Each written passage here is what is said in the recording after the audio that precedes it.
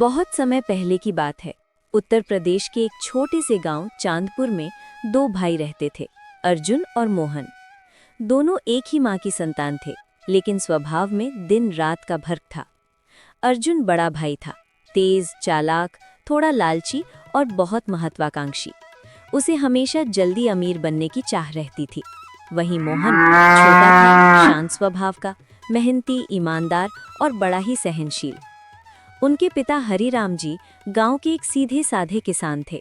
उन्होंने अपने खेत खलिहान और पुरखों की जमीन बड़ी मेहनत से संभाली थी, लेकिन दुर्भाग्यवश एक रात अचानक हार्ट अटैक से उनका निधन हो गया।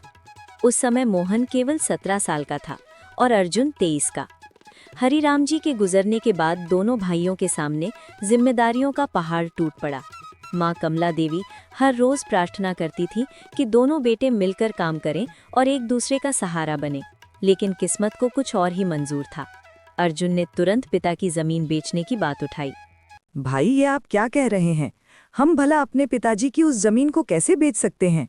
ये हमारे पूर्वजों का आशीर्वाद है, और भला आशीर्वाद कोई बेचता है क्या? तू नहीं समझेगा छोटे।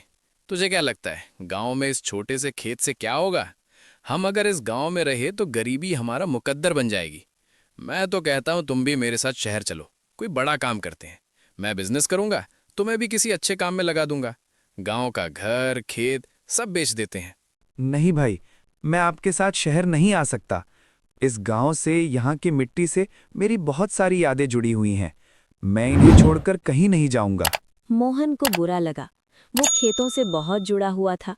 उसके लिए वो मिट्टी माँ के आंचल जैसी थी, लेकिन वो विरोध नहीं कर पाया। माँ के आंसू देखकर उसने चुपचाप सिर झुका लिया। अर्जुन ने पिता की आधी जमीन बेच दी और शहर चला गया। मोहन गांव में ही रह गया। जो जमीन बची वही उसका संसार बन गई। उसने बैल जोते, खेत जोते, सब्जी उगाई और माँ का ख्याल रखा।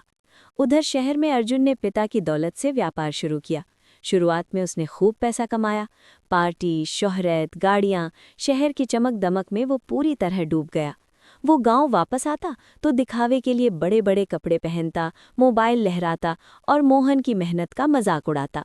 अरे ओ गवार, तू अभी भी उसी गंदे कीचड़ से सने खेत में घुटनों तक ढासा हुआ है क्या? तुझे अब भी मिट्टी में ही अपनी किस्मत ढूंढनी है?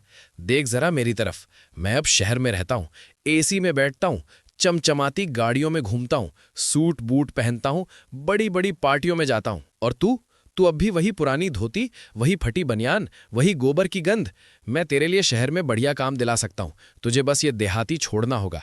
खेत खलिहान को भूल जा, धोती उतार, सूट पहन, चल मेरे साथ। तू भी इंसान की तरह जीना सीख जाएगा। यहाँ कीचड़ में पसीना बहाने से अच्छा है शहर में कोई काम कर। वैसे तुझे कोई बहुत अच्छा काम तो नहीं मिलेगा, क्योंकि शहर में मंदबुद्धि लोगों की जरूरत नहीं है। लेकिन तू मेरा भाई है तो मैं तुझे कोई ना कोई काम दिला ही दूंगा। मोहन बस मुस्कुरा देता। उसे अपने खेत की मिट्टी से जो लगाव था वो कोई नहीं समझ सकता था। पर समय समय सबका हिसाब रखता है। शहर की चकाचौंध ने अर्जुन को पूरी तरह बदल दिया था। वो अब वही पुराना गांव का लड़का नहीं रहा था जो पिता की छड़ी से डरकर खेतों में हल जोतता था। अब उसके पास एक मोबाइल कंपनी का छोटा फ्रेंचाइजी बिजनेस था, जिसमें उसने पिता की जमीन बेचकर पैसा लगाया था। शुरुआत में मुनाफा हुआ और यही मुनाफा उसके घमंड की पहली सीढ़ी बन गया। हर 3 महीने में अर्जुन गांव आता, बड़ी गाड़ी में, चमकते कपड़ों में, सुगंधित परफ्यूम की खुशबू में लिपटा हुआ। वो माँ से मिलकर 2 दिन रुकता और मोहन का मजाक उड़ाता। मोहन ने जो आधी जमीन बचाई थी उसी पर मेहनत शुरू की। खेतों में फसलें उगाई, गाय भैंस पाली। वो दिन भर काम करता, रात में किताबें पढ़ता और धीरे धीरे गांव वालों के बीच उसकी इज्जत बढ़ती गई।